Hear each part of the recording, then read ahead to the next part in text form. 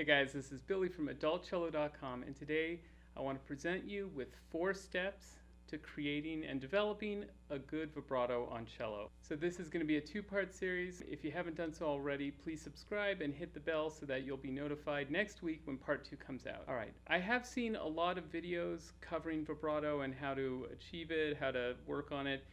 What I haven't seen is a video that really highlights what I think is the hardest thing about learning vibrato for an adult learner, and that's physical tension. So there's 2 aspects that I'm going to cover, and it's the 2 aspects that I cover when I teach vibrato to adult learners, and it's from personal experience. The first thing is you have to know the motions, and you have to understand what your arm, your wrist, your fingers, what they're going to need to do to achieve vibrato. And the second thing, and maybe even more importantly, you have to locate, identify, and eliminate physical tension, because even with the perfect motion, if you have too much physical tension, it will basically eliminate your vibrato. I had kind of a hummingbird vibrato for a long time, and I was so confused. I had great teachers that gave me such good exercises, and on their own I could kind of do these separate steps and techniques really comfortably. And then when I tried to put it all together, especially during a piece I was playing, there were so many points where I would just kind of lock up, and I just didn't know what was going on. I knew I was like battling myself. I didn't know why. So part of what we're going to look at today is the common places to have physical tension and how to get rid of that. All right, so let's just jump right in. Number 1, step 1 is what I call shifting slides. And basically it's learning to move your arm in a vibrato-like manner. Okay, so if you're comfortable shifting between the lower neck positions, 1st, 2nd, 3rd, 4th position, this shouldn't be too bad. What I would do is just put your 2nd finger, let's say on the D string, and then you're just going to slide up and down. You can aim for an actual note, like 1st position to 4th position. For right now, I think the main thing is just to slide up and down. Feel a finger that's light, not hovering over the string, but not so sunken into the string that you feel like you're really kind of pressing the string through the fingerboard. So you just want to be gliding right along. What I think is most important to think about here is that my elbow during this motion is not moving a whole lot, okay? What I'm not saying is that my elbow is held in place with tension, okay? So because that was something I battled for a long time. You don't hold your elbow in one space kind of unrelentingly, but when you're doing this motion, your elbow doesn't need to be involved, okay? So you just plop your arm on something that's comfortable, find an elbow position that feels balanced, and then you're basically moving the form up and down, okay? So you're just gliding along the string. If you add the bow, it's kind of crazy sounding at first, but you'll get used to it.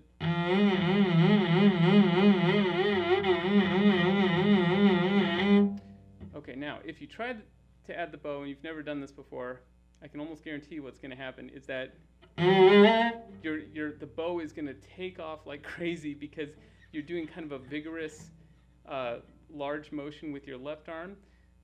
What you have to focus on is independence of the hands, okay? So you want to practice, even though your left hand's moving vigorously and it's like a large motion, you want your bow hand to be just nice and slow, because that really gives you time to practice the shifting. If your bow moves too quickly, if your bow moves really quickly, it's going to be a total mess, okay? So that's the first thing, first step. The thing while you're practicing, things to look out for, I wouldn't advise allowing your hand to kind of rotate over so that it rotates towards the 4th finger side. Okay, so I'm sliding, but the shape of my hand, the orientation of my fingernail is remaining basically how it was when it started. So I'm just gliding it in a shape. I'm not rotating over each time, okay? So I think that would be practicing something that will get in the way later. Okay, so that's the first thing. Do it without the bow first. Add the bow. Adjust if needed. Okay, now step 1A, giving you a little free mini step to practice. You can do something kind of similar with a tennis ball, okay? It sounds very strange, but if you put a tennis ball on the D string, I'm playing an A. So I can make a tone. All I'm doing is bowing, and I'm just kind of, with the top of my hand, especially this base row of knuckles, what I'm doing is just kind of sinking my weight in and pinning the tennis ball loosely. I'm pinning it to the string. What I'm not doing is gripping the tennis ball like crazy, okay? So I'm just kind of pinning it, and then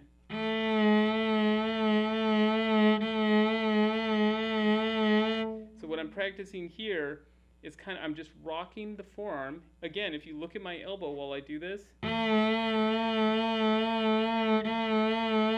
it's not, I'm not moving my elbow to do this. It's just my elbow's in one spot, and I'm just kind of, what I'm trying to do is imagine this is like the skin of one of my fingers, and I'm rotating the tennis ball by just kind of pinning it and shifting the weight of my hand. What I'm not doing is holding the tennis ball. I'm not gripping the tennis ball and just sliding it up and down, okay? In this case, I'm actually rolling the tennis ball. Okay, so the same part of the tennis ball is touching my hand at all times. I'm just rotating it back and forth. One thing this is really good for is to show you, when I first started doing this, it really showed me honestly how little is needed from the forearm.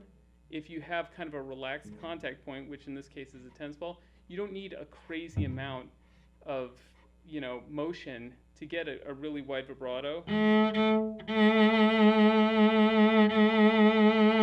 I would say to me that sounds almost a little too wobbly. Okay, and it's just a very small motion. That's kind of 1A. That's much harder to do in my experience. So if you get step 1 comfortable, this is another way to just practice the same thing, which step 1 is all about getting the forearm motion down, which is the kind of the pumping force that's going to drive a vibrato.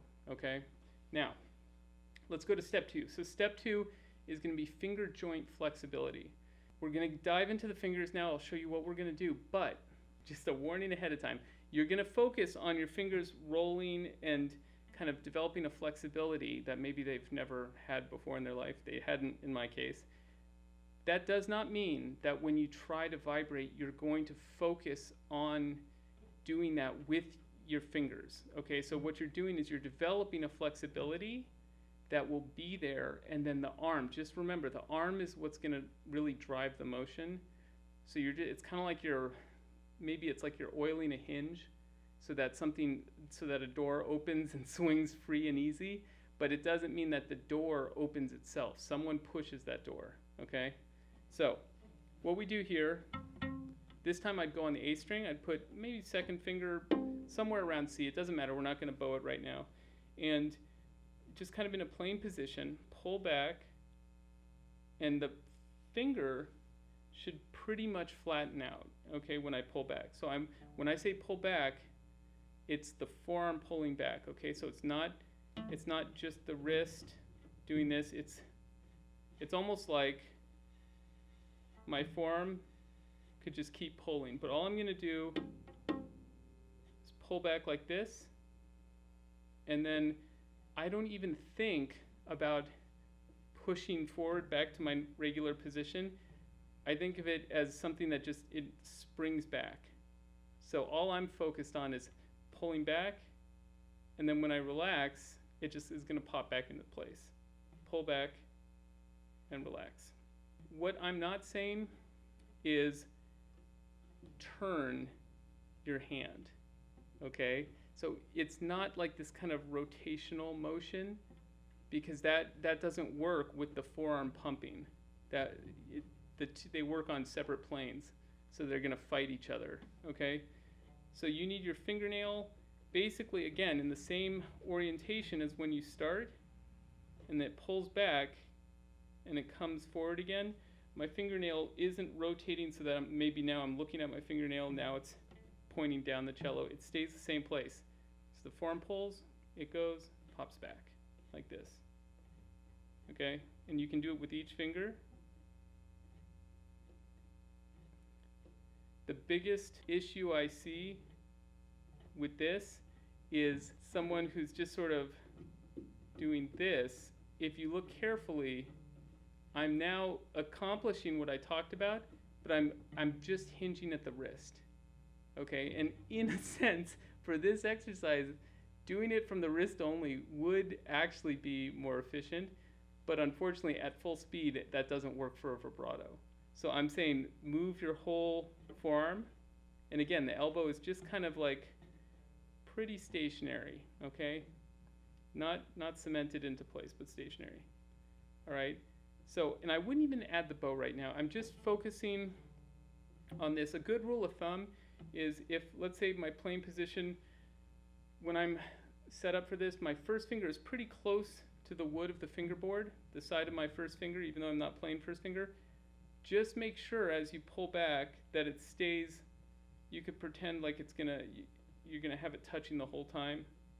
Just having contact with it, okay? That'll help you not rotate. It's very easy to get into that. So that's step 2. So now we've built flexibility in the fingers. So we'll move on to step 3. This one, of all the steps, the one that's least connected to the vibrato motion, but for me personally was most important to freeing up my vibrato and figuring out what was going on that was stopping it. So what we're gonna do is totally weird, but we're gonna pick a note, and I'm gonna actually move my arm in giant circles. Now my elbow's going all over the place, okay? So I'm moving my arm.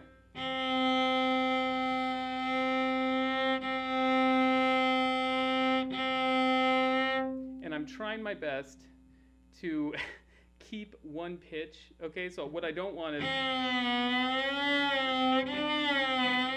yeah, my arm is moving all over, but so is my finger, okay? So what I want to do, try to keep contact with one pitch.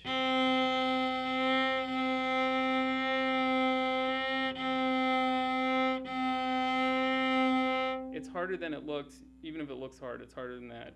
So give it a shot. What this is teaching you is to have a free and easy arm, even while you maintain contact with a single place on the fingerboard. Okay, that was my problem. I would I'd get a really nice looking position, but then I'd have tension. I was here, my lat muscles, the inside of my pec muscles, I was kind of like pulling down like that. And so I had all this tension. So even though my hand was in a good spot, everything was kind of clamped. And so I'd have this, again, this kind of like hummingbird feeling, okay? And when I started working on this, it really helped. It really helped just kind of teach my arm to stay in one spot if I asked it to, but not kind of like with the tent and the spikes, and you're like hammering down into place, like, okay, boss, got it. It's like, it's not that.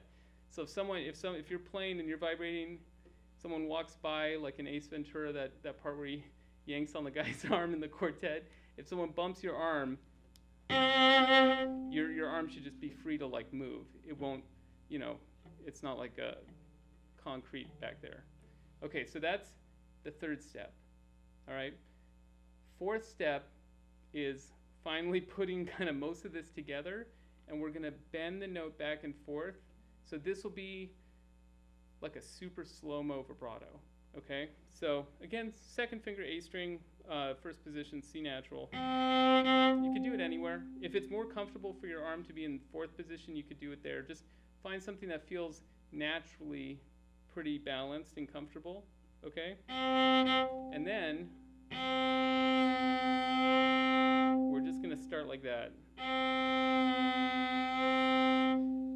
So that might not sound like a pretty big vibrato, and you might think, oh, that's not going to translate. That's actually plenty of variation or oscillation. I'd like to also note that I'm not worried about vibrating over the pitch, okay? So the way I learned it, and the way I think there's a pretty strong consensus these days, is that you have your playing pitch, and then the vibrato, you go below, you kind of dip below that pitch, and you return to the pitch. if you focus on vibrating over the note as well as under the note, it can sound kind of like, I shouldn't say an old soprano, but it can sound like unstable pitch. Okay, so the human ear might not recognize the exact center of the pitch, and so it sounds like it might be out of tune, even if you're not out of tune. So you want to just find the pitch, go back, and then return. So, and like as I mentioned in step 2, when I do this, I focus on rotating back, and then I don't even focus on returning. It just pops back on its own. So I'm thinking, pull it, go. Pull it, go.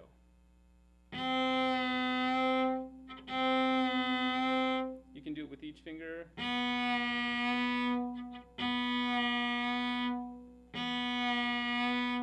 Third finger.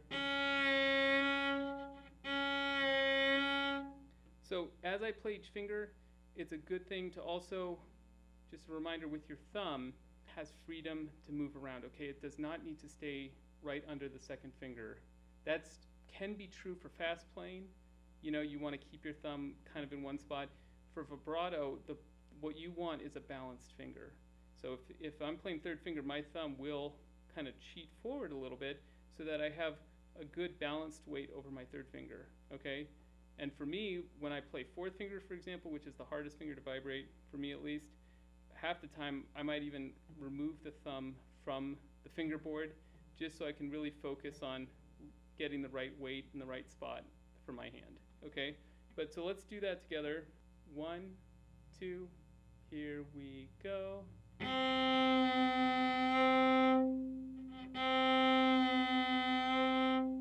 Okay, now we'll do 1 and 2 and, just like that.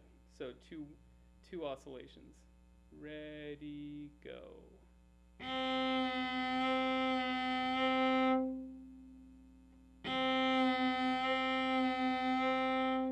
Okay, let me give one more disclaimer.